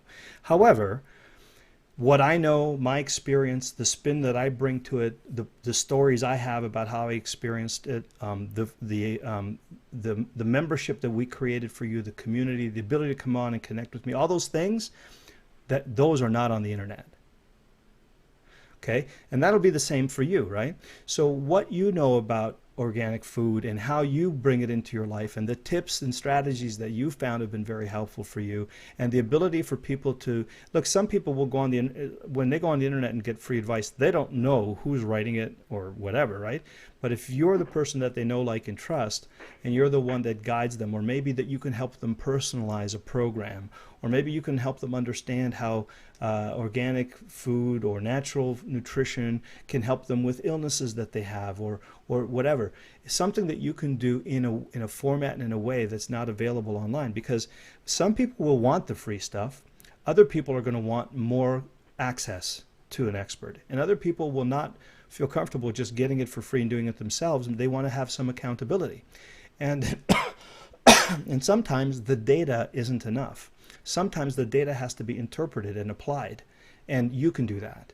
And sometimes you can help people see things, like, sure, there's a lot of information online, but if I'm a newbie at this, I don't know what information I need to read or learn about, and I don't know which is applicable to me and in what order, and how do I get started with this lifestyle, and how much can I, so connecting with you and your experience of this world is very unique and very special, and it cannot be duplicated by anyone else. And so you can give them the same free information they get everywhere else, and then you can say, by the way, if you're wondering how to get started in this lifestyle, like maybe this isn't your current lifestyle, but you want to make the shift, then I can work with you for 30 days and I can help you put this into action in your family. And your kids will be healthier, you'll be healthier, you'll live longer. And if you have asthma, it'll get better. If you have allergies, they'll disappear. My girlfriend went through like all her life she had allergies, and she went through the medical system and everything else, and then she found one naturopath doctor. And by the way, all the information that this naturopath doctor gave her was online. We found it later. In fact, she even referred her to some sources online, but she was a trusted source who happened to work especially on allergies. And she said, listen, I'll put you through 12 weeks of a program, and the chances are very good that if you don't at least cure your allergies, you're going to know what allergies are causing you the worst pain and how to adjust your diet and nutrition. Could she have found this online? Yes, it's available. People do this all the time. But the fact that she trusted this naturopath, and the fact that that naturopath had a very specific 12-week regimen, and she gave her a step-by-step program to go through every day, what she did was she organized the data, she processed it, she interpreted it, and she applied it so that it made sense for my girlfriend. It was a step-by-step solution, which, by the way, the good news at the end of that 12 weeks is that her allergies are pretty much gone right now, right? And so could she have done that through free information? Yeah, but then she would have known which of those things to believe and which not. She would have had to consolidate it, organize it, sequence it, and still not really know whether it would work. She didn't have case studies and case studies of other patients to draw from that experience. But this other person was able to draw from all that experience and say, no, if you follow this program, it's worked for hundreds of other clients of mine, it could work for you as well. That's very reassuring, and that's valuable. Okay, so giving you some ideas? Yeah, so the fact that I'm not a doctor doesn't matter. No, because you won't provide services that a doctor provides. You provide other services. You could provide education. You could you could become an affiliate marketer for products that are already selling, and you could say, I've been through all of the books, I've been through all of the programs, everything else. The thing that I applied this in my life. Here's what it did for me. If you're having the same challenge that I had, let me introduce you to that product, and now you're selling it. So there is. It's not the information that's the value. The value is the packaging, the connection, the access, the experience, the fact that you put everything, pull it all together, organize it, and sequence it. And convenience is another thing. consistency, trust, all those things come into adding value that people will pay for. And then if you're really smart, you're going to find a way to do what everybody else is doing, but you're going to name it. You're going to give it a name. You're going to organize it and turn it into a process and a sequence, and you're going to name it. And as soon as you give it a name and there's a system associated with it, suddenly it has value. So I will tell you this. I have a program called, what's the one I was just thinking of? The Authority Marketing Intensive.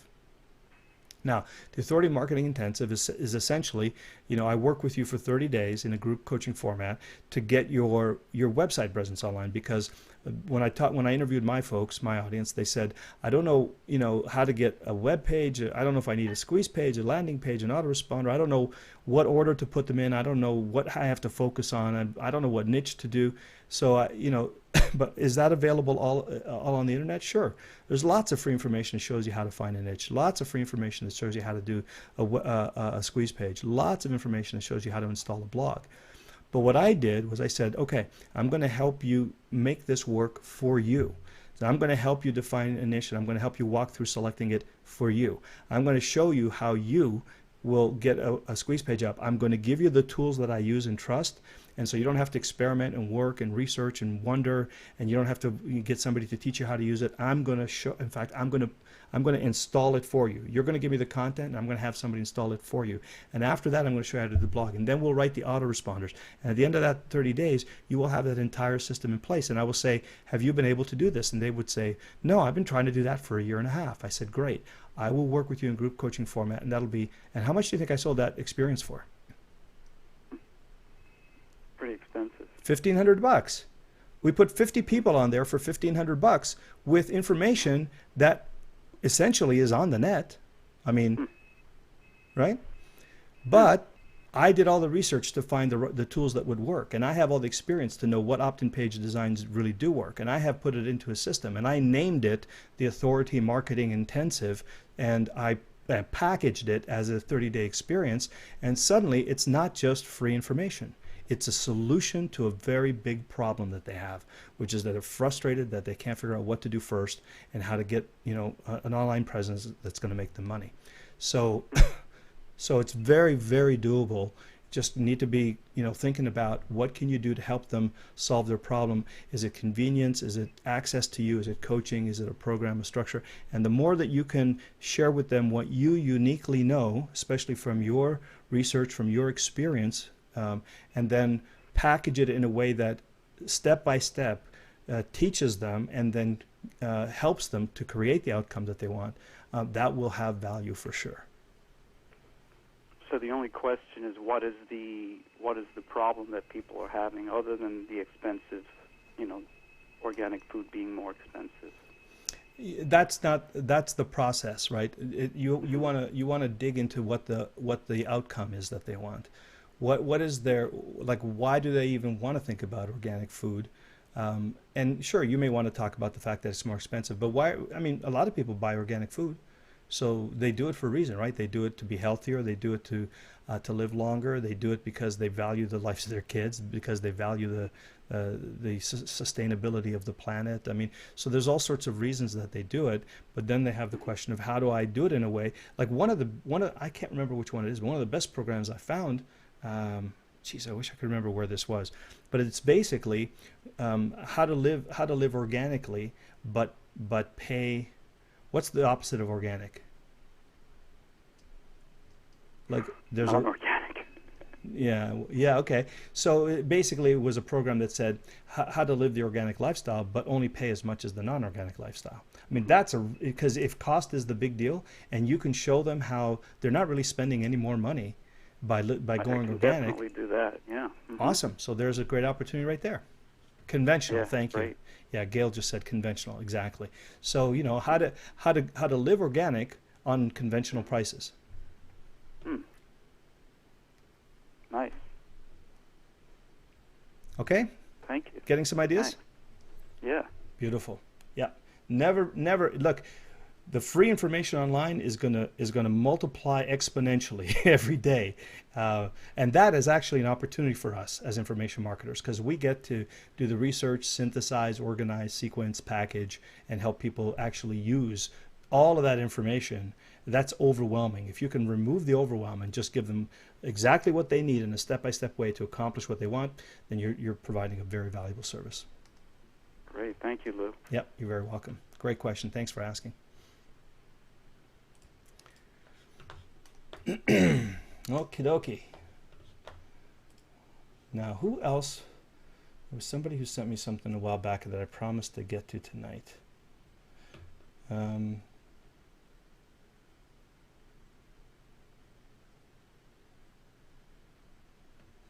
Who was that? Oh, we got a lot of questions here.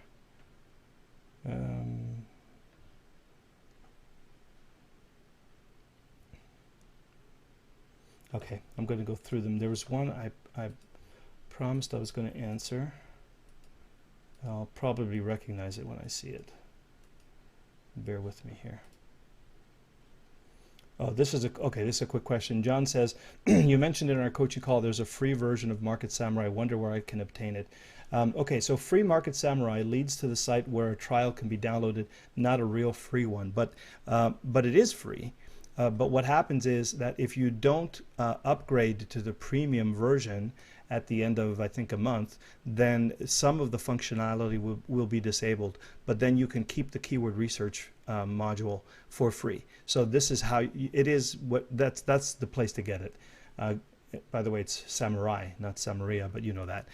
So free Market Samurai, you get the free trial, and the part of it that is the keyword research remains free forever. And the rest, if you find you like the tool and you want to upgrade to the premium version, I think it'll be like $97 or $150. Then you could get all of the functionality. But if you don't upgrade, then you keep the keyword research part for free.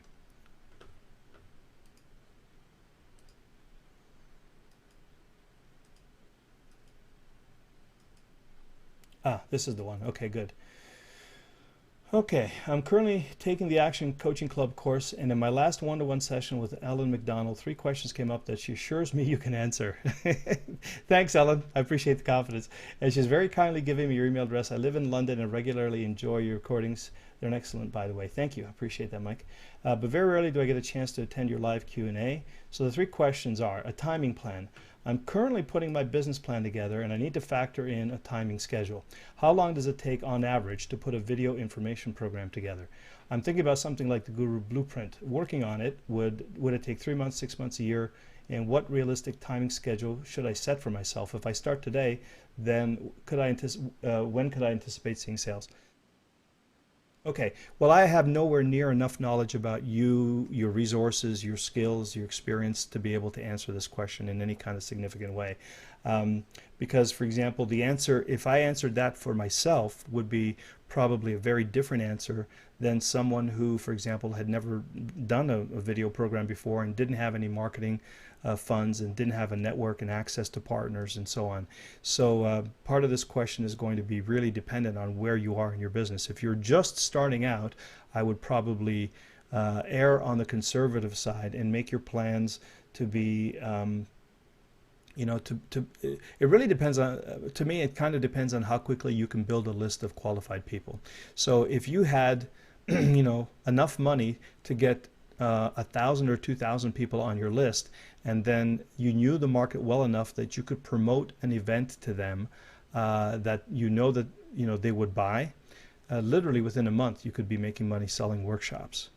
But if you don't know your market and you don't have any marketing funds and you don't have a list and you're just starting out, you need to put those things into place before you're going to get some meaningful results.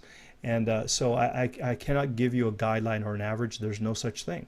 It's all a very unique individual. I mean, I don't know if you have 4 hours a week or 80 hours a week to devote to this. I don't know if you have a team to outsource to or you're doing it all on your own. I don't know if you've ever used HTML or not. I don't know if you've ever been an entrepreneur or not, right? A lot of different variables there. And I think you will want to take those all into consideration and say, the more skills, experience, resources, assets, and networking that you have, the more likely you can get it done faster, right? So, and also if you have a coach, I mean, I'm working with some people now.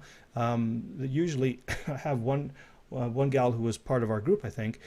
Within 3 months, we went from an idea she had to a product launch that made her $18,000, from scratch. And she rejigged.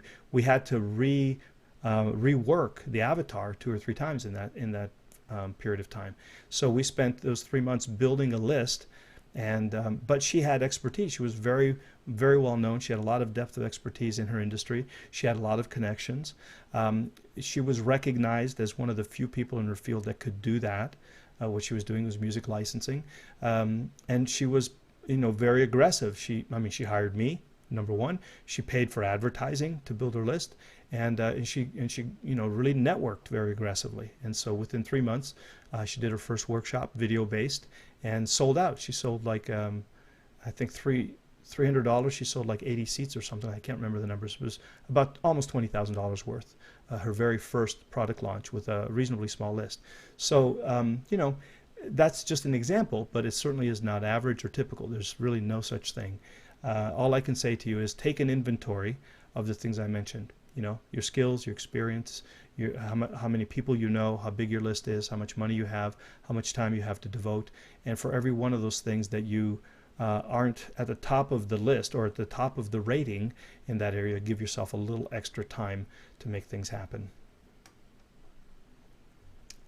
I wish I could tell you. I know that people in the marketing game like to say, you could be making $1,000 a day by the end of the month, but you know that the FTC doesn't like you to say those things, and there's a very good reason, and that is because it's just impossible to say what's typical or what's average, because it's all a very unique journey. So again, if you're just starting out, give yourself 3 to 6 months. If you've got some experience, you could shorten that up, but plan for all of your estimates. When I do my plan, I usually think I'm twice as optimistic and half as pessimistic. So I always double the time and money that I think it's going to take. And if I plan for that and then I shoot to do it in half the time, then I have a decent chance of making it happen. You might want to take that on for yourself. Understanding my audience, they don't do forums. My target audience doesn't appear to do forums. They do research online, but I think they prefer face-to-face with an expert. There are senior execs looking for their next role or position. First question, how can I get to understand them if I can't find and listen to them and their concerns in a forum? Second, does this lack of forum presence effectively rule out this audience for an online information product? Okay, so first question, let me do the second question first, which is the easiest one. No, absolutely not. It does not rule them out. When I was in the corporate world, we used to buy a lot of information from consultants. Research, market research. We used to do product research. We used to do competitive research. That was all basically information products. And none of us ever set foot in a forum. So the question then is, how did people reach us? Well, they reached us through postcard advertising. They reached us through outbound telemarketing. They reached out to us through free seminars. They reached out to us by on-site visits. So there's a lot of other things. So yes, face-to-face with an expert is definitely one of the more common ways and probably the most successful ways to do it. But of course, it's not the most cost-effective way for you to do it. So you might substitute face-to-face with either a phone conversation, and then maybe if you can get in front of enough executives that it's worth your time, that you think that they are an ideal prospect, then you could go face-to-face. If you could do postcard mailings, that usually works. Letter mailings, FedEx mailings, advertise in the magazines that they are likely reading. And you could even buy a mailing list if you have to. You could buy an email list, or you could buy a physical mailing list of people in that industry, and then reach out to them that way with a postcard that invites them to call you to get a free report or a free phone call or free consultation that's going to give them what they want. So if their thing is looking for their next role or position, I'm not really sure. If they're already senior execs, I don't know what that next role or position might be.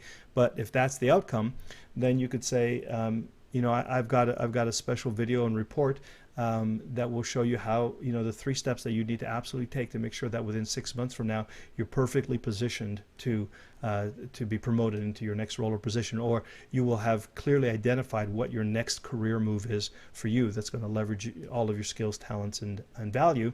And then that postcard can drive them to an opt-in page. Once they have their email address, they or their assistants still read email. So you will have to definitely do it a little bit differently than you would do, be business to consumer, or as you would do, online marketing in the way that we've got it figured out. Because a lot of times senior execs, they're not the ones online, but their assistants are. But when they're at home, if they're thinking about advancing their career, then your job is to figure out what are they doing online, if anything, to look for things where they're advancing their career. Are there websites? Are there products? Are there videos that they watch? Are there associations that they join? By the way, that's another thing you do. I was asked to do something where I would actually coach executives, right? And so I didn't choose to do that because it's not really my thing, but the idea was that we would go to a bunch of corporations and we would create a coaching group and bring them in. Well, that was done through an association. There was an association that catered to these executives in an industry, and they created a program where all the executives could come in and meet. So I basically found that group and I said, hey, who's your audience? How can I help? Can we get into a conversation or presentation with them? So, don't worry. The fact that they don't do forums really is immaterial. What you want to ask yourself is, what do they do? What are they reading? Where are they hanging out online? What conferences and seminars do they attend? What industry associations are they part of? How do they receive communications now? Through phone calls? Do they do it through postcards? I heard something that worked really well. You could create a CD or a DVD or a report, put it in a FedEx envelope, and FedEx it to your top 50 prospects, and make it really valuable. Even make it like a paperback. I mean, you can produce a paperback now for like $10. Send a paperback so it makes you look like an expert, an author, do a nice cover page, and then put a cover letter that says, if you're thinking about your next strategic career move and you want to know how to maximize your skills, your talents, and the value of the marketplace, I wrote a book about it. Read it, and I'm going to call you in a week, and I'm going to follow up and see if you have any questions or ideas about that. Okay, so things like that. You got a little bit creative to reach out to them. The most important questions that you're going to want to ask is, where are they already hanging out? Where do they go to read, to browse, to learn, and then see if you can somehow partner with the people who are already providing that channel, and see if you can either buy media to get in front of them or partner by doing a presentation or some kind of joint venture with them. Okay, so it's a little bit different for this audience specifically, but once you get to them, you're still going to want to follow the same process. You're going to want to find out what they want. You can do presentations to them virtually. Most of them would be happy not to have to meet with you in person sometimes because they're so busy. So if you get to do a one-on-one virtual meeting, sometimes that'll work out really well. So you have to get a little bit creative. This is a little bit of a different market, but it's very doable. It's a very once you break the code for your industry, you'll find that you can replicate it over and over again. So yeah, don't worry that they're not on forums.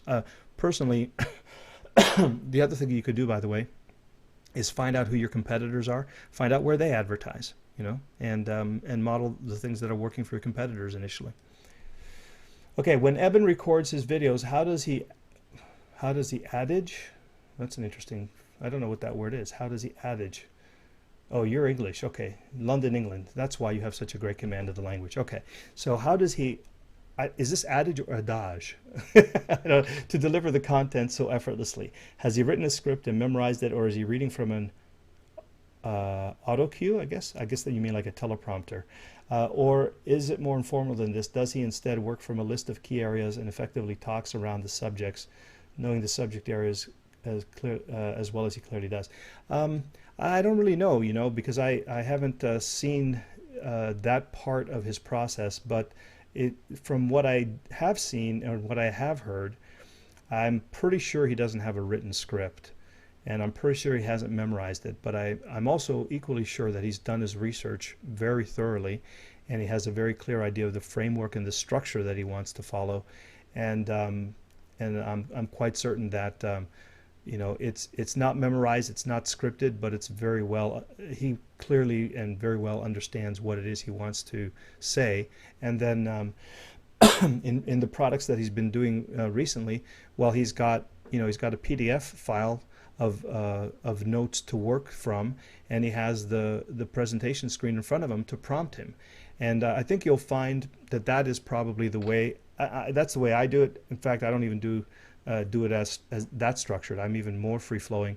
But I always loved to recommend that you don't script and you don't memorize it. What I find is that your energy and your personality comes through better if you're not doing that, right? So I would actually recommend that you have a really good grasp of what it is you want to say. You think through what you want to teach and the sequence that you want to teach and the framework that you want to use and the points you want to make and so on, but that you know what it is you want to say and not that you script what it is you want to say. And then you use either notes. Usually I just use like literally a piece of paper with bullets that I handwrite, but sometimes for a more formal presentation I'll actually do an outline, and that outline can easily be translated into slides, and then each bullet in the outline may be the first statement, and I may read that first statement, and then from therein I'll just kind of fill in 2 or 3 minutes worth of my own ideas, and then I go to the next bullet. And I'm pretty sure that that's more or less what Evan does, although like I said, I haven't actually seen him do it, but from what I have seen and what I know of him, I believe that that's how he's doing it, and I recommend that's how you do it as well. I have found very few people who have been able to memorize. Memorization is not bad. The problem with memorization is a whole lot of work, right? And you can't memorize it all the time, and you're not going to memorize it forever, so you may as well have the outline anyway. And so you can do a lot more. You can produce a lot more faster if you don't script or memorize things, right? Because then you are producing from thought. You're not producing from writing, editing, tweaking, grammar, all that kind of stuff that takes a whole lot longer. And so that's I believe that's what the situation is, and what I recommend you actually do. I think you'll find that you'll be able to produce stuff faster. It'll come out more naturally, and the more you do it, the better you'll get at it, the more comfortable you'll be with it. The important thing here is really be clear about your research, like really know your stuff, and then structure the framework so that it teaches what you want to teach in a way that compels people to want to do what you ask them to do at the end. That's kind of the most important place to start with. Okay, Mike, hopefully that helps, and hopefully Ellen feels that I've done her justice. All right. Let me take a couple of questions real quick. We're going to have to wrap up. It's almost 2 hours now, so I'm going to take a couple of questions here, and then we'll defer the rest of the questions to next Thursday's coaching call, or sooner if I get a chance. Okay, so Andrew says, Lou, you're absolutely right. I've made all the mistakes, voice over IP, etc., and it's a nightmare. I don't know how you'll communicate this, but let them know that they should follow the bouncing ball. Andrew. Okay, I don't know what you mean by that, Andrew. They should follow the bouncing ball. Tell me more about that. I don't know exactly how to support that. Okay, so Gail says, wow, never heard of 80% from the replay. Everyone always says replays are generally low conversions, conventional wisdom out the window. Well, you know what?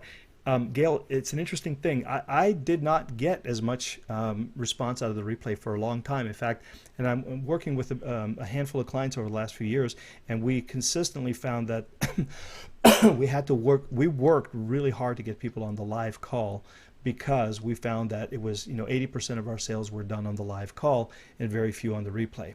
Interestingly enough, that's reversed in the last year. Now what we're finding, and I think it's because, especially in our industry, there are so many webinars and seminars and things that people go to that they can't always make it when you're having the call, and some of them prefer to hear the replay or to sort of scrub through the parts that are not interesting to them or whatever else, or listen to it on their iPod as they're going to work, or any number of ways now that they didn't do before. And so I think what's happening is that people are consuming the replays more than they used to. Now, we also work very hard to encourage that consumption. So in this group, we've talked a lot about making all of your webinars event-based, right? So any one that you'll see me do, there's always a start time, a finish time, and I follow up every day after the live call to make sure that people are aware of, they got to listen to it, and they only have a few days, and we encourage them, we teach them, we try to inspire them to do it. We work hard to get them to listen to the replay, and we make it possible, but we don't make it available forever, right? And so there are a number of strategies that we use to increase the response, but it definitely is much better. The response, the conversions on the replays is way better than it was even a year ago. And that's true for me, and it's true for virtually every one of my clients that's doing the same thing, because we all use the system that I teach them. So yeah, absolutely. You will, you may not see 80%, but you'll see much better response if you use the if you go back and listen to the event training that we did earlier in the membership, and you follow that system, I think you'll see the same results, or at least you'll see much better results than you ever did on the replays. Right now, are you working on a Mac or PC? I'm on a Mac right now, Andrew. But everybody knows that there are lots of other people there. Yeah, well, okay, so Shuling says, live replay, quote unquote, are you actually present? No, I'm not. A replay implies that I'm not present. I am replaying the recording. I'm not there physically. But I do lock in the time that they can watch the replay, exactly. And so using the presentation domination system, it actually is set up in such a way that if they show up 10 minutes late, they can't get on. If they show up 5 minutes into the call, it will start playing 5 minutes into the call. So it will simulate, it will be available, for example, during 3 and 4, and when it's over, it's over until the next live replay. So in that sense, it's live, it's real time, but I'm not there physically to deliver it. It's a recording that's replayed. DJ says, I don't understand the audio portion of what you've been talking about. How do I use a landline and a high quality microphone? All right, well, go back and watch the replay that we just put into the members area yesterday or today for Monday's call, and I walked through that in detail. And the audio portion of what we're talking about is actually, I think I have somebody's line open here, one sec.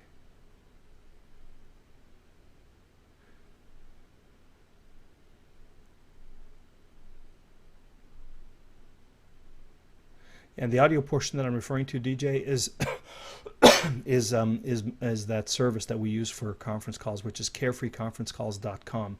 So right now you're dialed in to the audio on Carefree Conference Calls, but you're watching the screen through GoToWebinar. There's two different parallel systems.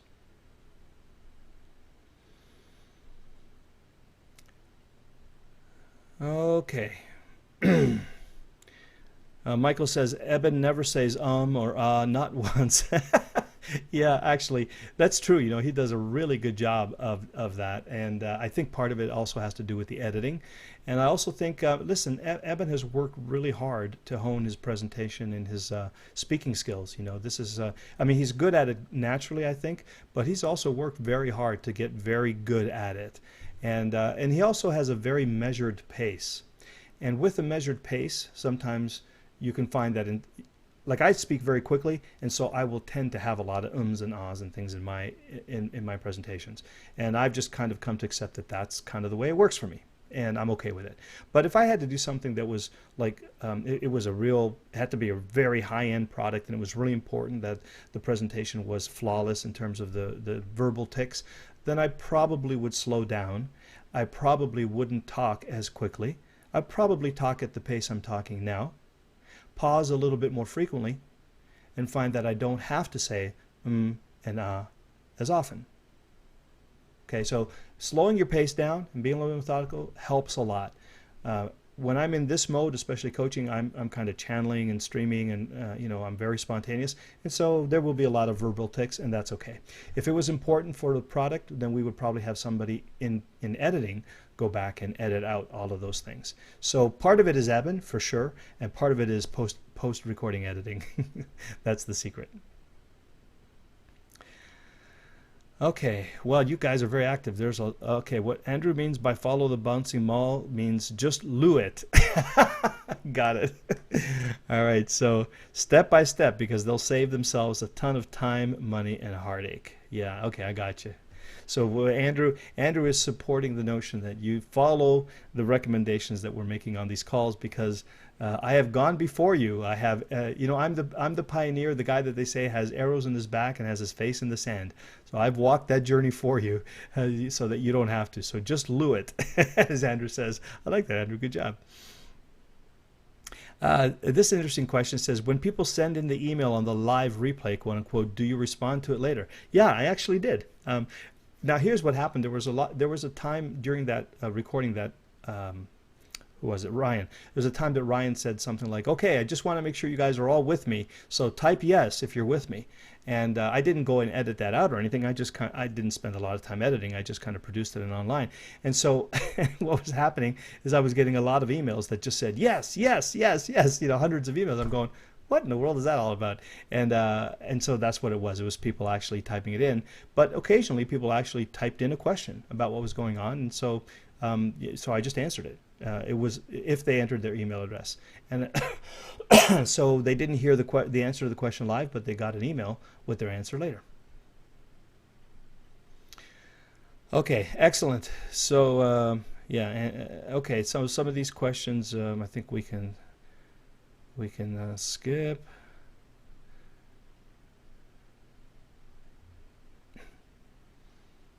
Okay, so this is a tip for, I think this was a tip for, who was it we spoke to earlier? Mike, oh, it was the other Mike, Nova. Yeah. Suling is saying maybe you can also expand it into other areas of their life beyond food. Example, tips for cleaning without all the chemicals and basic household things. Yeah, good. Okay. And Suling, Mike says nice, thanks. So good tip. All right, and some of these are going to probably be better if we put them off until next week. Gail says, I know you're an affiliate for Ryan's auto webinar product, but do you have any idea how it compares to Joel Peterson's? He is a bit less expensive. I don't, and frankly, what I did on this, I took my friend Kevin Nation's advice, because I was talking to him and I was saying, what do you guys use? And he said, what do you care? I said, what do you mean what I care? I wanted to see which one's better. He says, if you're making $10,000 a month, do you care if you're paying $60 or $100? I said, yeah, good point. And then so I stopped looking. And I know Ryan, and I trust him, and I know the development work that he put into it. So rather than spend my time evaluating other systems, I just kind of chose to go with Ryan. It's kind of a leap of faith because I trust him and I know him. So I do know that there are a lot of other options. There's about 4 or 5 other options that are pretty decent here, and I haven't investigated them myself personally. So I may later. This is kind of a new process for me, but at this point, Gail, I really don't have enough knowledge about the other ones to compare and contrast them. But I'm sure you can, you just read through their sales letters, you'll be able to figure out pretty quick. But don't spend a lot of time on that, right? Just as soon as you find one that's going to do the thing that you want, then start putting webinars online and start driving traffic, because a few dollars here and there, if you've got a successful autopilot webinar that's making you money or building your list or something, that's really worth it. Yeah. So be prudent, and of course choose the one that's most value for your buck, but don't overanalyze. Once you find something that'll do the job, then do the job. Get out there and put some stuff out there and get some clients, get some sales. And then listen, if you have enough sales, you're not even going to be worried about the costs, because your costs will be fixed. It'll be whatever, 150 or 250 a month, but your sales, you can continue to increase week after week after week. So keep that in mind and balance that with your evaluation process. And maybe later, as I get to do this and examine some of these other things myself, maybe later on I'll be able to come back and speak more intelligently to that question. At this moment I can't, Gail, but I appreciate your question. Okie dokie, so we are done. I'm sorry that we didn't get to all the questions, but hey, we got through a lot, and hopefully this was as valuable for you as it was for me. I learned a lot tonight and enjoyed it a lot, so thanks for being here. As always, I appreciate you being here, because your being here allows me to do the work that's fun and fulfilling And I hope that you have this same gift in your life and in your business. So till we meet the next time, go out and have a lot of fun, serve a lot of people, make a lot of money. And I'll catch you on Monday on our next call. Keep an eye out in the email. We'll let you know what's happening on Monday. Look forward to seeing you then. Have a great weekend. Until then, thank you. Bye for now. Namaste.